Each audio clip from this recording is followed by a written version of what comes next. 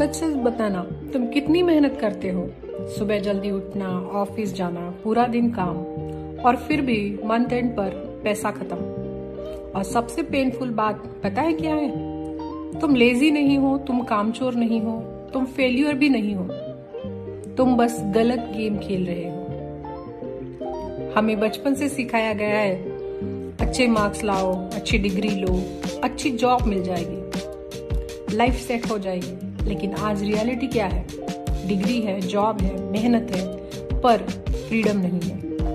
और इसीलिए ज्यादातर लोग कहते हैं पैसे कम पड़ जाते हैं। सोचिए, अगर कल सुबह तुम काम करना बंद कर दो तो क्या पैसा आना बंद हो जाएगा? अगर जवाब हाँ है तो तुम फ्री नहीं हो, तुम डिपेंडेंट हो। हेलो एवरीवन, आपका स्वागत है आपके अपने चैनल क्वांटम ज्ञान में।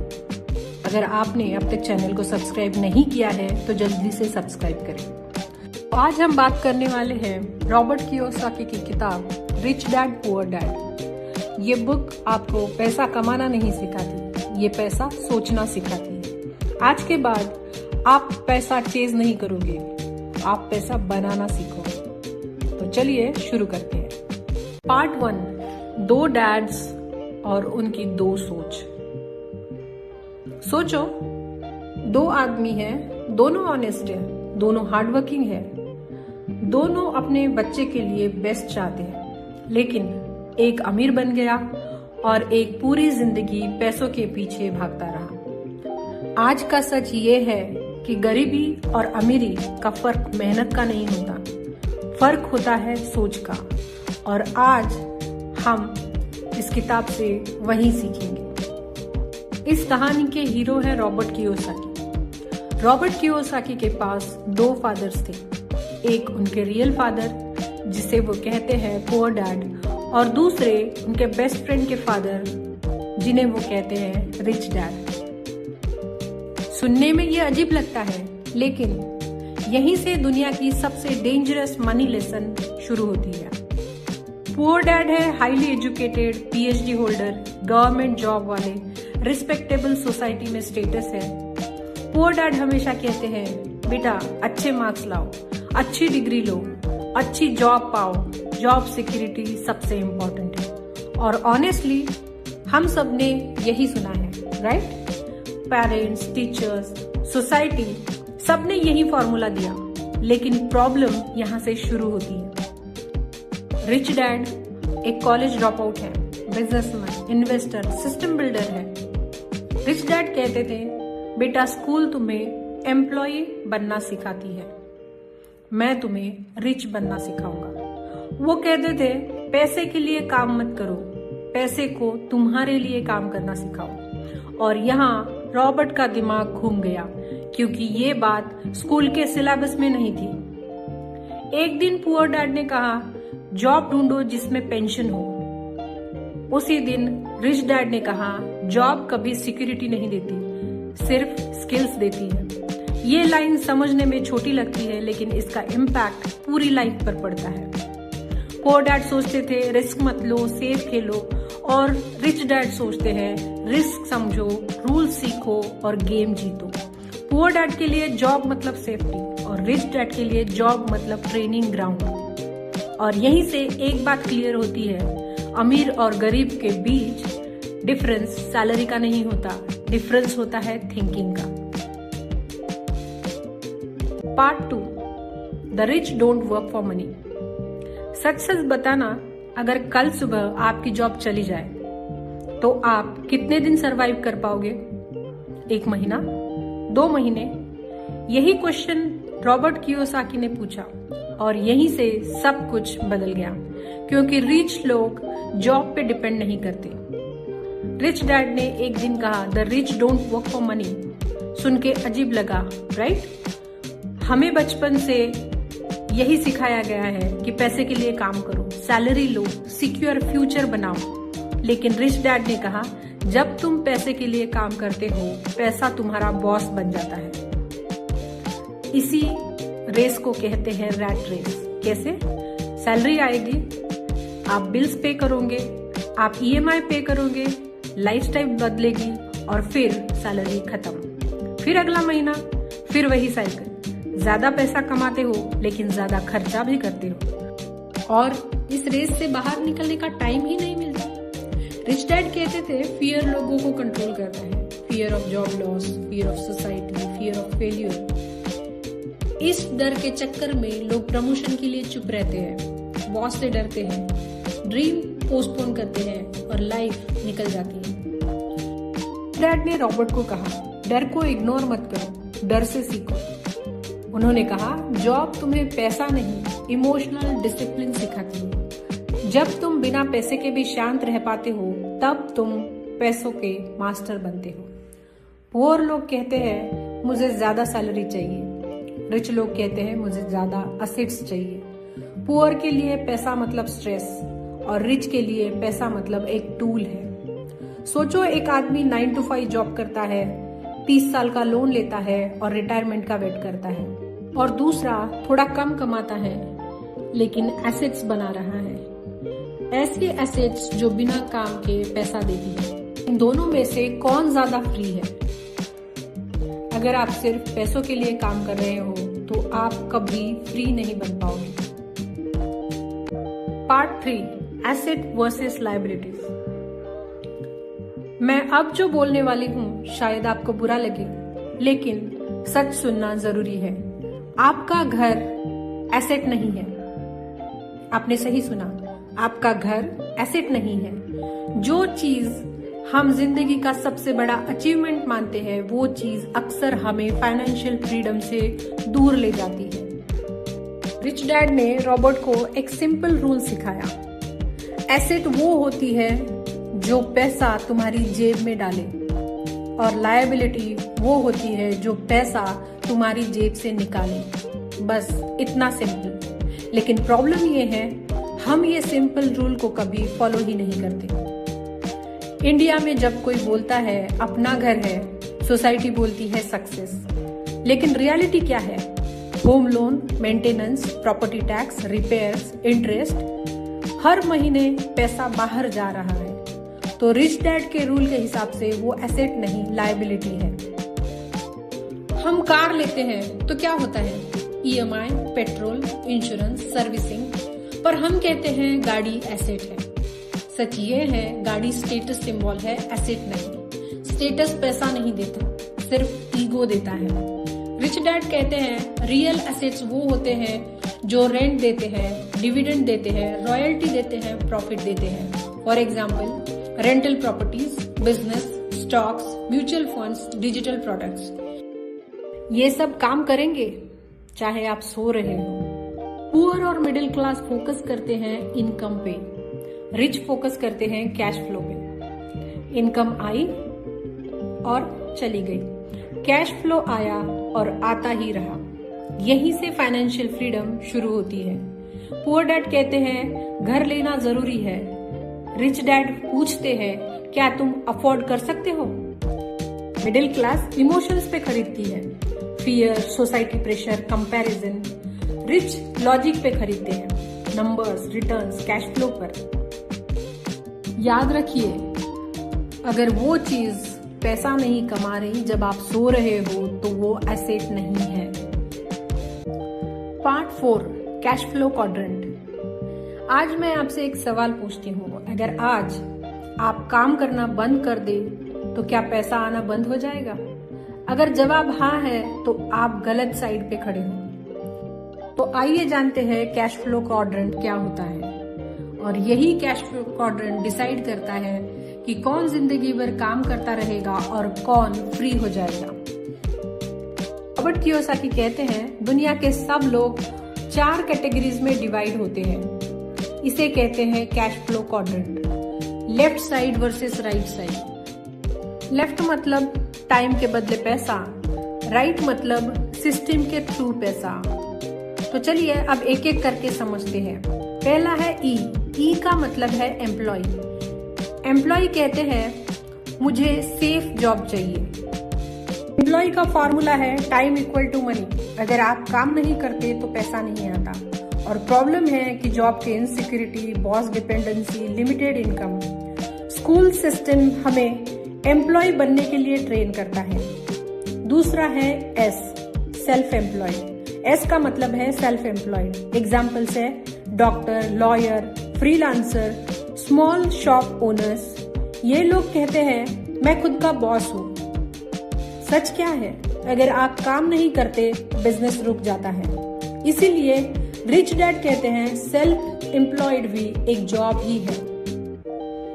थर्ड है बी, बिजनेस ओनर। बी का मतलब business owner. Business owner system बनाता है, लोग काम करते हैं, प्रोसेस होती है, पैसा आता रहता है।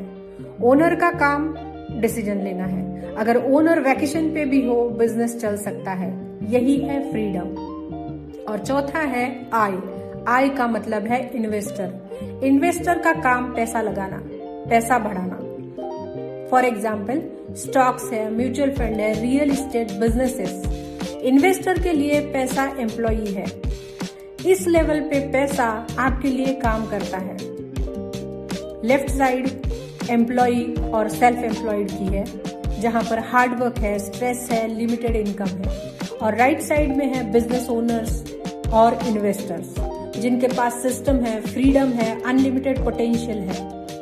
पुअर डैड लेफ्ट साइड पे थे और रिच डैड राइट साइड पे थे। सवाल ये नहीं है तुम कहाँ हो, सवाल ये है तुम कहाँ जाना चाहते हो। Part 5, taxes, corporations and the rules of money. सच सुनोगे?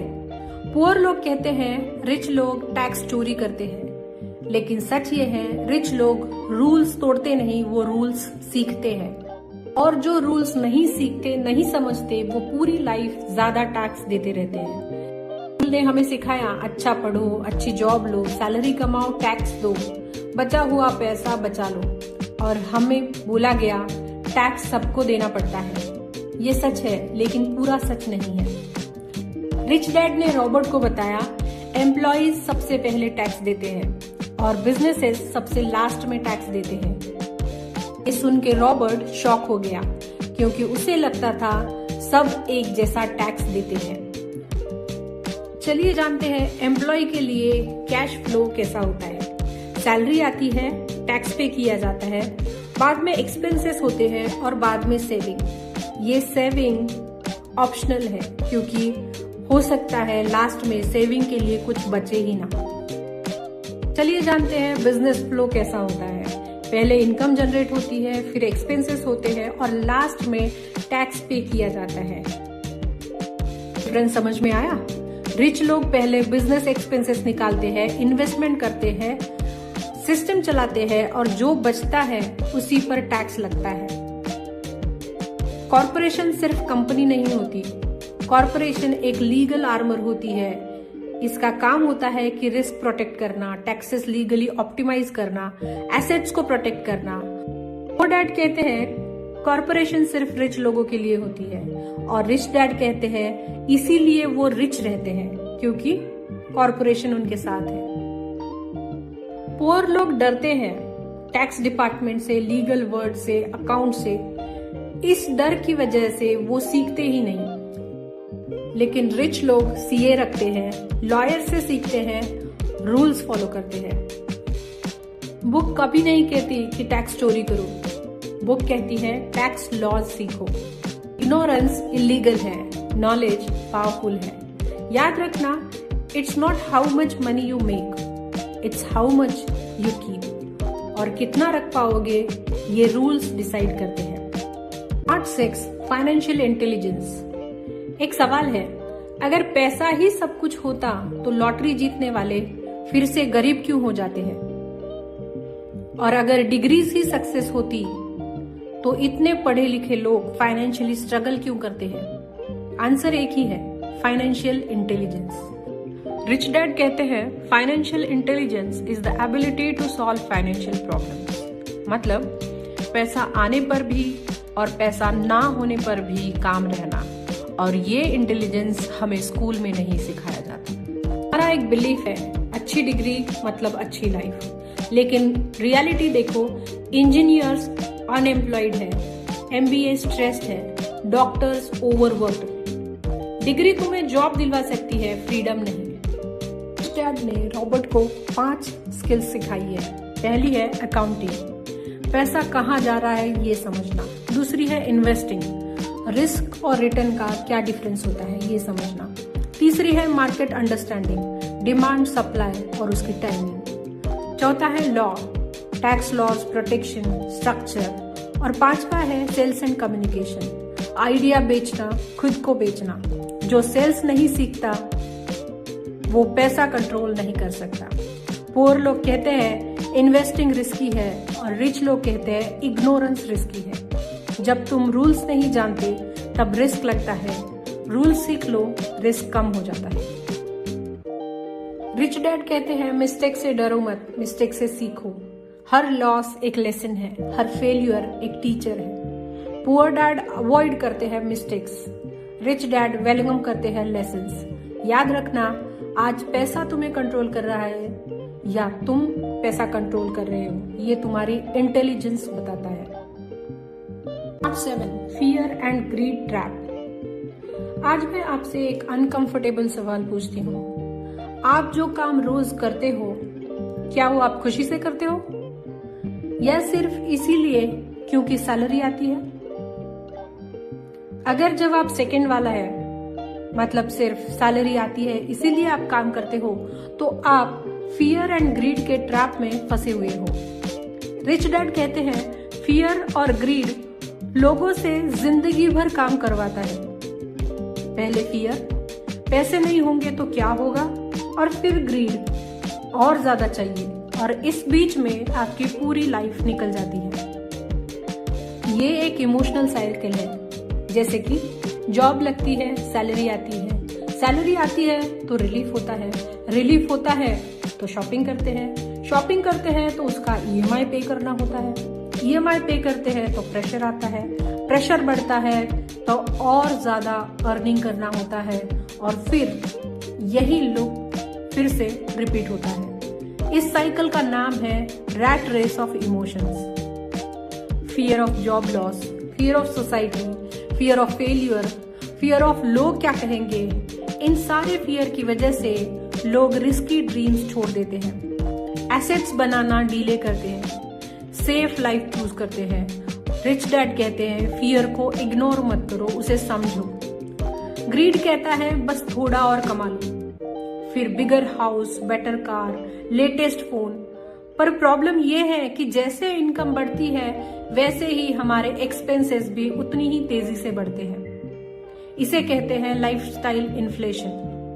पुअर लोग इमोशंस पे रिएक्ट करते हैं, डर लगे तो रुक जाते हैं, पैसा आए तो उड़ा देते हैं। रिच लोग इमोशंस को ऑब्जर्व करते हैं, डिसीजन लॉजिक से लेते हैं, प्लानिंग नंबर से करते हैं। इसीलिए रिच डैड कहते हैं emotional discipline equal to financial freedom. याद रखना, जो अपने इमोशंस को कंट्रोल नहीं कर सकता वो पैसा भी कंट्रोल नहीं कर सकता। इस लाइन को सीरियसली याद रखना।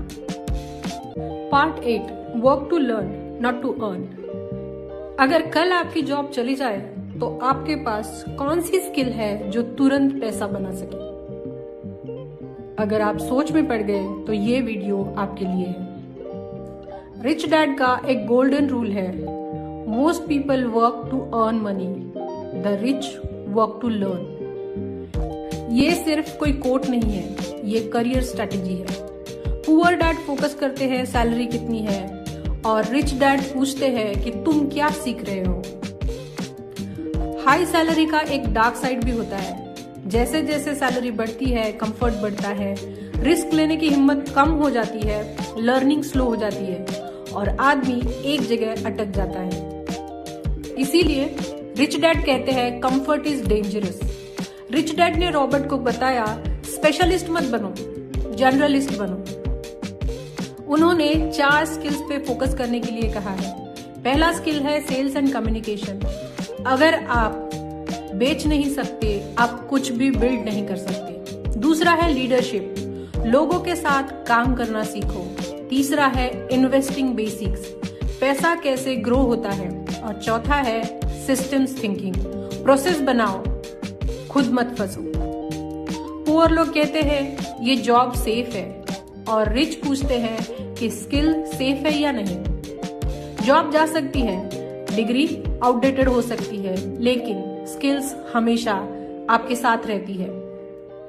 सोचिए कि दो लोग हैं, एक है जो सिर्फ कोडिंग करता है, बोल नहीं पाता, बिजनेस नहीं समझता, और दूसरा है थोड़ा कोडिंग आता है, थोड़ा सेल्स समझता है, थोड़ा इन्वेस्टिंग आता है। तो कौन ज्यादा अपॉर्चुनिटीज पाएगा? सोचिए। याद रखना, पैसा तुम्हारी वैल्यू का रिवॉर्ड होता है।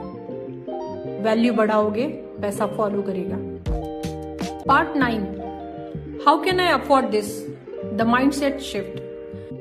जब आप किसी चीज को देखते हो, एक बेटर लाइफ, फाइनेंशियल फ्रीडम या अपना बिजनेस, क्या आप पहला सेंटेंस बोलते हो, मैं अफोर्ड नहीं कर सकता? अगर हाँ, तो यहीं पर आपका दिमाग बंद हो जाता है और हम आज उस लॉक को तोड़ने वाले हैं।